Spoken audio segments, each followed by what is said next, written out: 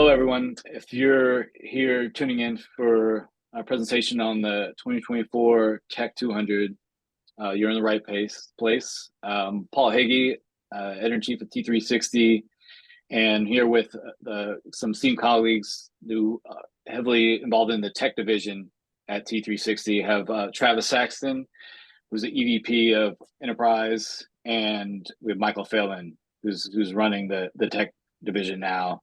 So good to have you guys here. Excited to talk about the Tech 200, which is a big deal, just released yesterday. That's super exciting. Hot off the presses. I see Hot off the presses. We got some big names in the industry popping in. So okay, thank you all for joining.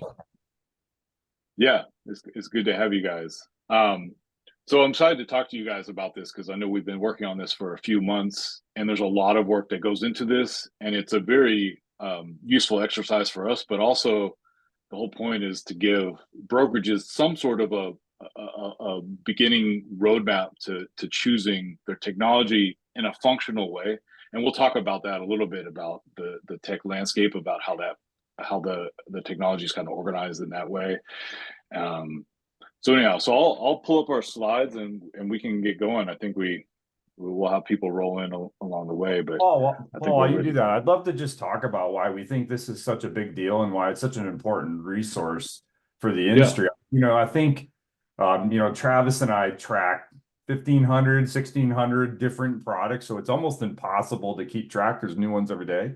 And all the work that, we've done in kind of collaboration with you, I think just makes the decision-making process easier for brokerages and MLSs that are looking for this kind of information and need help to short circuit that due diligence period, right? So rather than needing to consider 15 or 20 or 30 digital advertising products, we can kind of help them narrow in. So it's kind of it's an exciting project. So I think while you mentioned it's a big deal, I think it's a big deal, but it's also like super effective way to kind of speed up the process of making technology decisions. Yeah. So we have some slides to help talk through and explain some of the logistics behind, or the structure behind the Tech 200, and then we'll go from there to help put the findings in context. This is, again, Paul Hagee. I run the publications and research division at T360, and coordinated the publication of the Tech 200 in collaboration with Michael Phelan, who's running the technology division, and Travis Saxton, who's also got a big hand in technology division and now running some enterprise projects for us at T360. So yesterday we launched the Tech 200, which you can access at realestatealmanac.com. It's a portion of the almanac which we publish every year at T360. It includes 5 sections. It includes the SP200, which is the most powerful leaders in the industry. It includes ORE ranking by MLSs and associations by membership size and subscription size. And we also do the Mega 1000 of corporations, which we have suspended for now based on some of the litigation ongoing.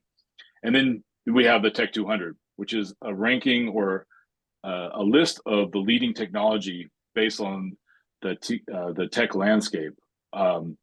So speaking of the tech landscape, there's 42 groupings, and I think, Travis, I think you were a foundational architect of defining this. So maybe just intro and give an overview of the tech landscape and what this all means and why we decided to frame technology in this way.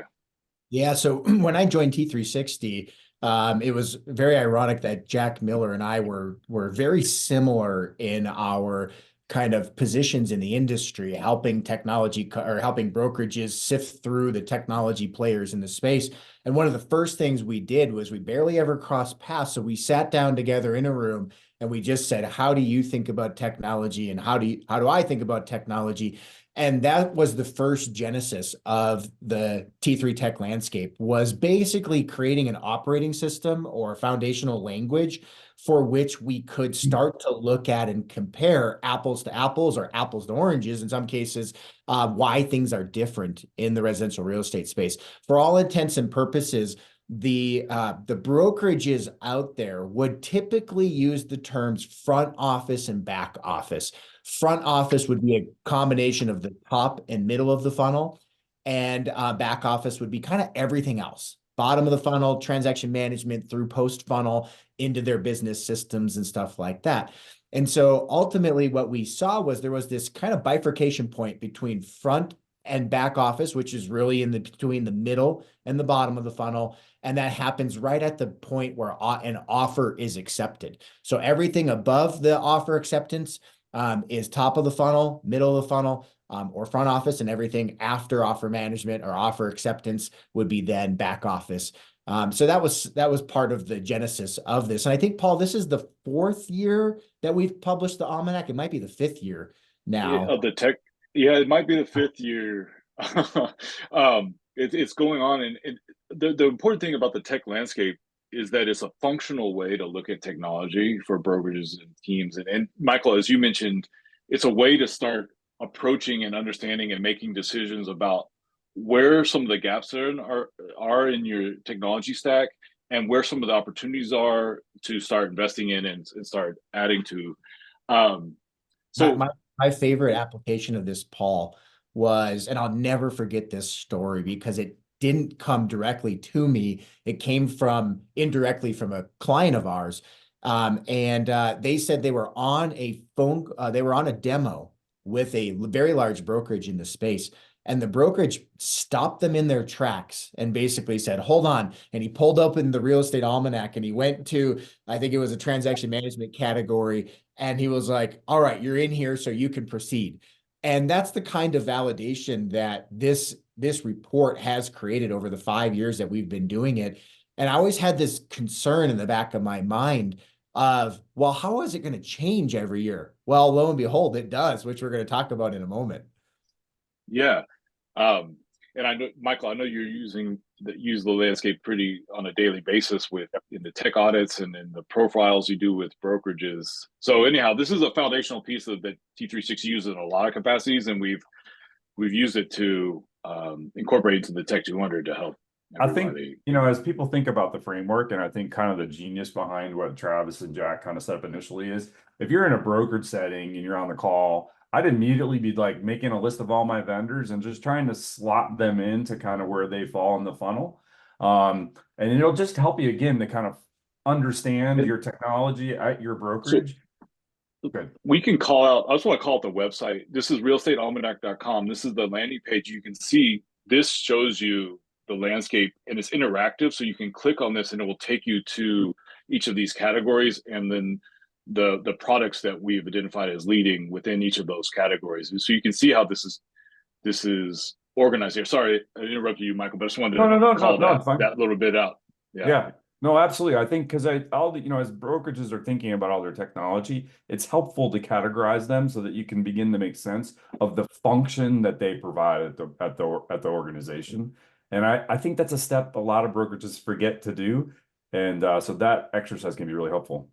It's also a good way, Paul, for us to help the brokerages cut through some noise. I'll give you an example. I'm not going to say the name of this company because I got an email this morning when this got published, and this company who does none of the things that it says they do, they're like, we're all over this. Why aren't we in these categories? And we do AI and all this other stuff. And I was just like, wow, this is an issue. And so it's like, just because you have a thing that you can produce in your platform that might be able to manually be put on social media, it does not mean you are a social media product. Or, like there's all kinds of examples of that where people are misinterpreted or a leading, which is a key. And I want to talk a little bit about the framing of actually what the filter are we looking at for these companies. And overall, there was 203 products from 136 companies on this year's list, and specifics, not features of a product that we're looking at. So we're looking at products we're identifying if a feature is particularly strong in one category, we will consider putting the whole product, even if it's not centered around it. But that's an important element. And we list up to 5 leading products in each category, and then we have a watch list of up to 3 in each category. And so we really, and Travis, I know you wrestle with this of identifying, narrowing a category to 5, which is a hard exercise. I know you and Michael are working on that and debating, and it's a lot of it's tricky, right? Yeah, and we used to publish the Tech 500, Yeah, and then you came to me and said, you know what? Let's give the brokers truly what they want, and let's narrow this down. And I completely agreed with it. And then after I did that, I was like, oh man, there's some categories. How in the world are we going to get five? And it's challenge. It's a challenge every year. I would say the two categories that jump out, three categories that jump out, which are yeah, the hardest, would be platforms, yeah, transaction management, and accounting. Those three yeah. categories get extremely, like, we're splitting hairs between who we're taking off the watch list and who we're putting on every year.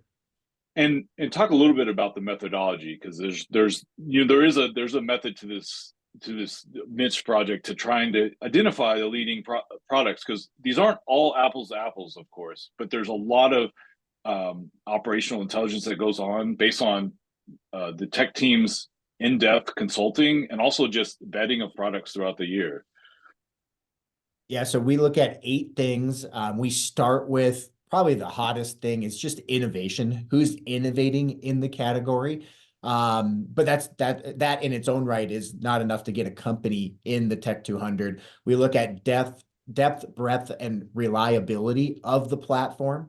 We also talk to customers that use the platforms. So known or client satisfaction is another one. We look at product market share too, because if it's this new startup that has 1 or 2 really happy clients but has no enterprise presence or brokerage presence, we get into a little bit of a pickle there. Like, there haven't been tested, tried and true in the industry. So we want to make sure these companies fit that. Year over year growth, ability to service and support clients, which kind of ties back into the known or tested client satisfaction. And then we do look at leadership that they have, and then the overall impact on the industry. So those are the 8 criteria that we look at for this. So why don't we jump into what stands out as we evaluate what this year's ranking, what categories are standing out to you guys this year? What really feels like there's attention and focus and movement? Yeah. You want to start at the top, Travis? You want to start at the top and work our way down? Yeah, what we'll do is we'll kind of start. Most of our conversation today is going to be around the top of the funnel. We do have some middle of the funnel analysis and also some platform analysis, which covers more categories and stuff like that. So yeah, the first one right here, I think, Michael, is on your list that you want to talk about. So I'll let you lead us off. Yeah, so for me, one of the areas, especially with some of the litigation that's going on in the industry, is really how brokerages can enhance their websites beyond what people find on every single website. So location intelligence is a really important part of that. And there's a couple of companies that are really kind of leading the way in that space. The one that we kind of called out today to just call some attention to is Local Logic. They recently released a new product that makes it much easier for brokerages to kind of engage with their data sets. If you're unfamiliar with Local Logic, they have 250 different data sets all around location. And so they've made, in the past, you've really had to have some kind of engineering or at least some basic kind of development background to kind of work with that and incorporate it. And they've just launched a really easy to use, very digestible product that takes the best of those 250 and makes them available to brokerages. So I include that one for top of funnel to help brokerages with their website information. Yeah, and the category I want to kick off with is really platforms on the first page there of the almanac. And one of the companies moving and shaking there is we've seen a lot of growth with some enterprise platforms, a rebranding of Chime to Lofty in the last year. And then the expansion, I'll call it, of Rechat. They were in the Tech 200 last year, but they're doing some pretty creative things this year with AI and what they coin as experience management. And so they've been on our radar in a big way. And then you'll see. So these are the top 5 of the Tech 200 in the platforms category. And you can see these are who we have identified as the leading providers there, and these are end-to-end platforms, right, Travis?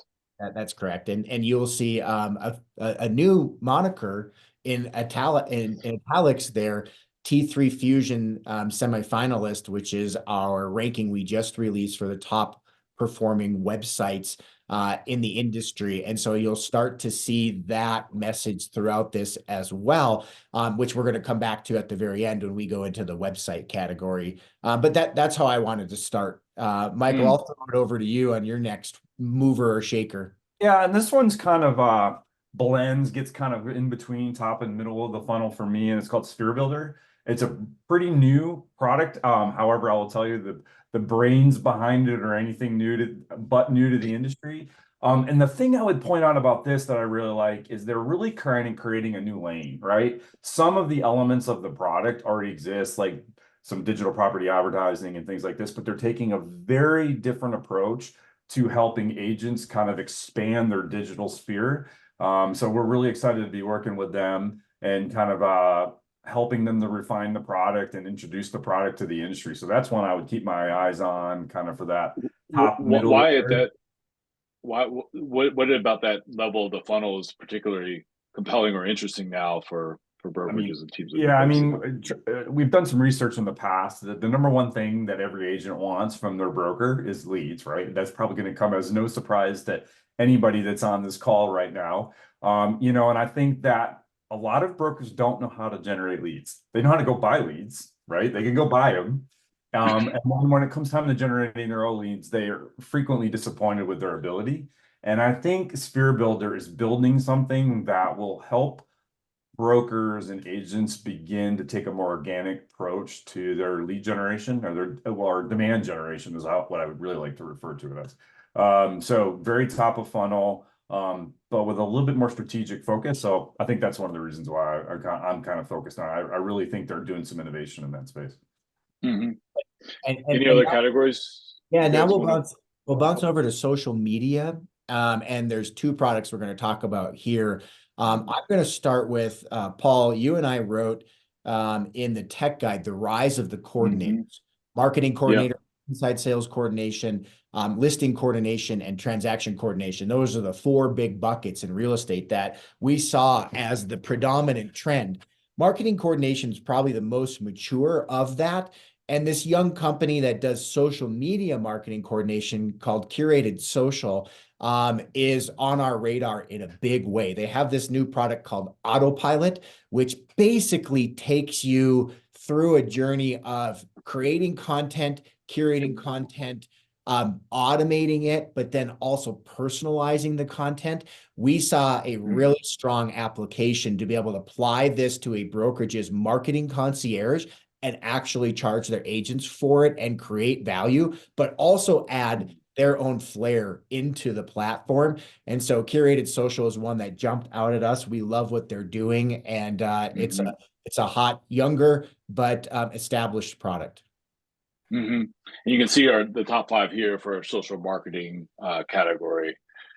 There's still Sphere Builder again, and I think that's important to note. There's some of these products go across categories because they have multiple compelling features that make them worthy of rank in those cross categories.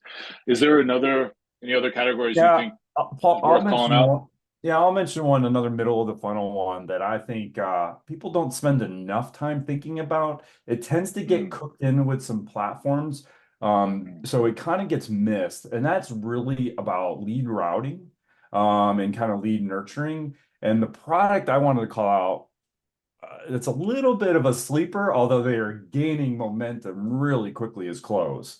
And the reason that I really kind of want to call them out for this specific category is they've leaned way into AI, probably more so than some of the other kind of industry platforms that are out there. They've really, from the very beginning, kind of leaned into the whole AI thing before it was even cool to talk about AI. And they use artificial intelligence to route their leads. And this is a fascinating concept to me. And they do that based on whichever agent has the strongest relationship with the contact. We've all heard that stat, average homeowner knows 9 different realtors. And then so let's say an actual lead occurs, then there's always this kind of frantic thing that happens in the background of how do we get that lead to the right person if they didn't reach out to the agent directly? which is a whole nother issue that we'll talk about somewhere else down the road. But like, assuming that happens right now, the brokerage is like, what do we do with it? So Close has solved that problem by using AI, and they analyze all the communication that's in the platform. And they're like, this is the agent that's had the most interaction, the most meaningful interaction, and then they route the lead that way.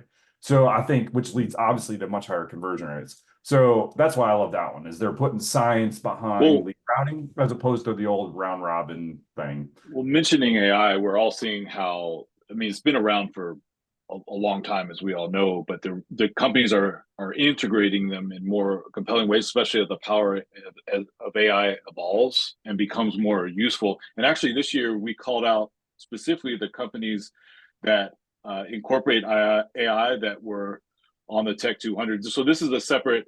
It's not really a category of the tech landscape, but these are a list of all the companies. You can find this in the menu on the Tech 200 online. And this is just all the companies, a list of all those on the Tech 200 that have AI baked into their offerings. And what I thought it was worth calling out. Yeah. What I love about this, Paul, this is more than generative AI, right? That's like what everybody wants to talk about. They want to talk about generative AI. And some of the companies on this list, our colleague, Derek Taylor, kind of did a lot of research and put this together. Yeah. When we defined AI, we defined it, which is a pretty broad, category, was like anybody that's doing things with machine learning, big data, all these kind of things. And so you're going to find all different solutions kind of mixed in there. So anyway, that's a good. That's a perfect segue into one of the companies on that AI list, which has 37 products recognized, was Scout, and they took home our 2023 pitch battle at the T3 Tech Summit, which we will talk about a little bit later because the dates and the marketing has officially started for the 2024 event. So that was an exciting win, that an AI company doing some really cool creative things. Scout does personalized content marketing, email marketing on a one-to-one basis, but at scale, and using AI to do that. It's pretty spectacular. So we will have another pitch battle at the 2024 T3 Tech Summit. So let's talk about this the 2024 summit now, because like Michael and Travis, we're all right now developing the program, and it is going to be fantastic. I think it's like the cutting edge of where technology can help brokerages really, really improve their profitability and focus really squarely on that. And so, as Travis mentioned, it's open now. We have the dates. It's going to be in New Orleans, and that QR code there will take you straight to the page where you can register. Travis, why don't you can talk a little bit more? This is a big project that you spearheaded and are helping continue us to deliver. When we set out to build the Tech Summit, we wanted to create an event unlike any other, and we'd really kind of deconstructed events. And we said, well, vendors who help pay for the event, they don't want to sit by a booth and stand there all day and hope and pray that people will walk by. So how do you weave the technology companies that help support the event? There's no denying that. But how do you do it in a thought leadership, educational way? And so we created a technology village, an immersive experience hall, which allowed us to showcase the best and brightest new technologies. And we curate that. T360 puts a stamp on that. It's not a sales pitch. You get to walk in, and even if it's an established company that a household name in real estate, we're showing you something different at the event, something that you can't get mainstream. And that's something that we're very conscious of there as well. But we also put a lot of energy this year specifically in how does technology help drive profitability for brokerages. And so the blending of things like AI, technology, reporting, all of these things that are top of mind because brokers need this right now. This has been a big focus of our attention. And as you can see, we're planning this stuff. We're building our agenda 6 to 9 months in advance. And that's very typical. This is where the Tech 200 really comes alive. You can see the practical applications and the real world kind of evolution of technology and how it can drive business. And that's how we're designing it. And Michael, you and I were just talking this morning a little bit of brainstorming some ideas about how to make it even more powerful for attendees, about making the immersive rooms that we have oriented around our themes, and having some tour guides from T360 take brokerage leaders through and kind of curating the experience. I think it's very interesting and powerful what's developing there. So it's the part for me that I get excited about is like, I hate seeing brokers buy tech just to buy tech because they feel like, you know, they've got an itch or an agent demands it. So I always try to put the technology into context. Like, where does this fit? How does this, is this driving revenue? Is this reducing costs? Like, what is the purpose of this? And I think that's what I get excited about for the Tech Summit, is because like we get to talk about the product, you know, and talk about how to use that product to accomplish whatever strategic objective the brokerage has. And then we get to show them within the context of all the other technology that broker is working with, right? Because it's like, it's very rare. I don't think we've ever seen one that a broker has one piece of technology. There's a swirl of technology. And then we can talk about how this all fits and connects and what works with what and where the integration points are and how they can really get as much synergy out of all those solutions as possible. So Paul, we have two final trends here. We're going to tie these two together for the sake of time. But we recently launched at the T3 Summit, the T3 Fusion website rankings, blending performance and design. And so in the website category, you could pull that up in the Real Estate Almanac. There are five companies that are recognized in there who had semifinalists, and it's an exciting thing that we've been working on. But in our work with the website vendors, or the websites that we were grading, we had 500 companies submit. We found one of the larger trends in this area is accessibility, and how the future of accessible websites is unfolding before our eyes. So congratulations to, there's 4 firms here that were recognized with semifinalists. Out of the 500, we narrowed it down to 55, and you can see 4 more recognized here. There was a couple up in the platforms that got recognized. And so great work by Union Street, Delta, Luxury Presence, and IDC Global. But we're also seeing a trend or emergence of new accessibility or search related categories. Couple companies that come to mind are Land on Earth, with an AI-based, more lifestyle-based search. We have Lundy.io, and they're doing some creative things in voice applications and starting to make some moves, spending a lot of time in the MLS space, but we're seeing that as a major trend. And then Voice Flip would be the third one that we kind of take home here. We're bullish on these technologies because we do believe that accessibility should have a spotlight in our industry as we continue to elevate our websites in residential real estate. Well, I think this was a great intro to the list.